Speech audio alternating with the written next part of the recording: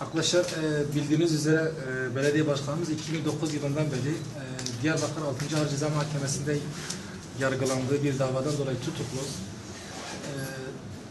Biliyorsunuz son dönemde Anayasa Mahkemesi'nin uzun tutukluk süresine ilişkin verdiği kararlar aynı zamanda seçilmiş kişilerin seçilme ve temsil haklarını ihlal ettiğine ilişkin tespit kararlarından sonra biz de Sayın Necdet Atalay'ın hem uzun tutukluk süresine ilişkin hem de seçilme hakkına ilişkin haklarının ihlal edildiğini düşündüğümüzden biz bugün Anayasa Mahkemesi'ne bireysel başvuru yaptık.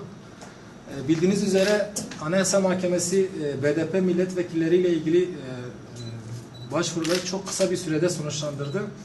Bizce Anayasa Mahkemesi'nin yapması gereken bir uygulamaydı. Çünkü gelişmiş toplumlarda Anayasa Mahkemesi kriz durumlarında krizleri aşan kararlara imza atmaktadırlar.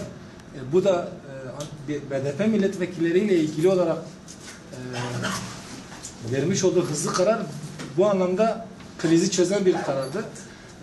Müvekkilimiz Necdet Atalay da milletvekilleri gibi seçilmiş bir kişi olması nedeniyle biz de Anayasa Mahkemesi'nin bu konuda milletvekillerine uygulamış olduğu hızlı yargılama sistemini benimseyerek kısa bir zamanda müvekkilimiz hakkında Sayın Necdet Atalay hakkında bir karar vermesini diliyoruz. Dediğimiz gibi uzun tutukluk süresine ilişkin yani çünkü Sayın Necdet Atalay 5 yıldan fazla bir süredir tutuklu ve tutukluluğu yürütmüş olduğu siyasi faaliyetler nedeniyledir. Ona yönetilen suçlamalar yürüttüğü siyasi faaliyetlerdir. Ve Sayın Necdet Atalay yürüttüğü bu siyasi faaliyetleri halk önünde seçim dönemlerinde halka anlattığı ve halk da bu faaliyetleri, bu siyasetini benimsedi. %60 oranında da oy aldı.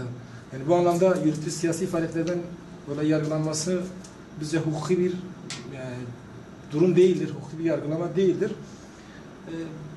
Dediğimiz gibi başvurumuzu yaptık. Kısa bir sürede lehimize bir sonuç çıkmasını bekliyoruz.